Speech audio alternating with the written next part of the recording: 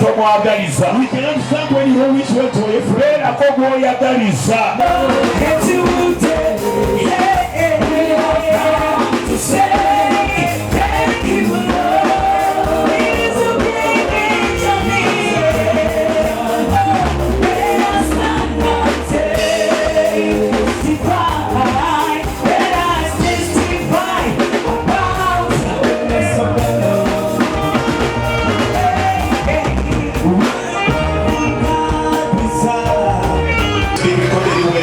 Pulezidenti Yoweri Museveni engalo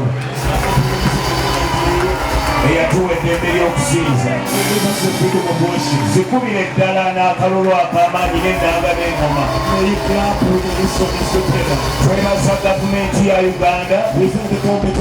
Gavumenti eno newankubadde waliwo byekyateekateeka okukola, newankubadde ng'eteekateeka okubeerako byekola, njagala okutwala omukisa guno. Laba eddembe ly'okusinza kye likola. Labayo enkuŋŋaana eziri mu kibuga kino mukono. Buli wantu waliwo abantu abagenza okwebaza. Anglican community bali eri beebaza. Muslim community beebaza. Abapentekote tuli wano twebaza. Ono omusajja akutte kamera, musajja musiraamu yazze kwebaza. Buli muntu yenna azze wano kwebaza Mukama. Bannange tulina okusiima emirembe Katonda gy'atuwadde mu ggwanga, naddala gavumenti n'omukulembeze waayo.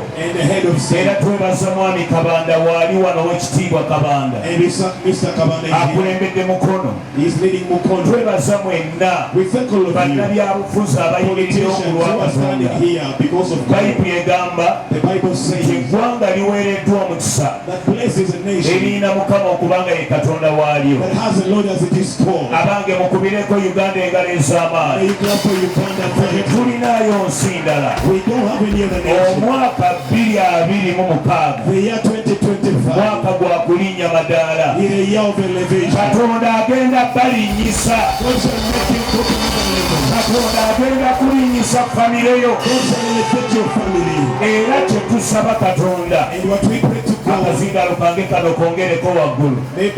Njagala kugamba kyetusaba Katonda, Katonda yeebazibwa abatuusizza ku lunaku luno olwaleero. Ani yalaba ensiko eyali wano? Ani yalaba abantu abaafa mu ggwanga lino? Omusaayi ogwayiika, mugambe ogwo tugugaana mu linnya lya Yesu. Mugambe omusaayi tugugaana mu linnya lya Yesu. Ojja kyogera, bw'oba tokyogedde gw'ojja kubeera saddaaka. Gambe omusaayi tugugaana mu ggwanga lino.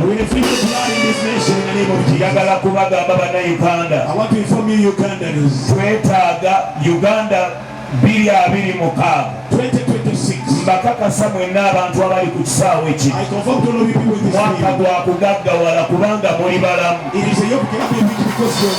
Mbakakasa mugenda kukola sente nga bwe mutazikolangako. Abafu tebatendereza Mukama, bassebo ne bannyabo, mugenda kukola sente ze mutakolangako. Ate mwenna mugenda gaggawala oba oyagala oba toyagala. Ojja zikuba mu linnya lya Yesu.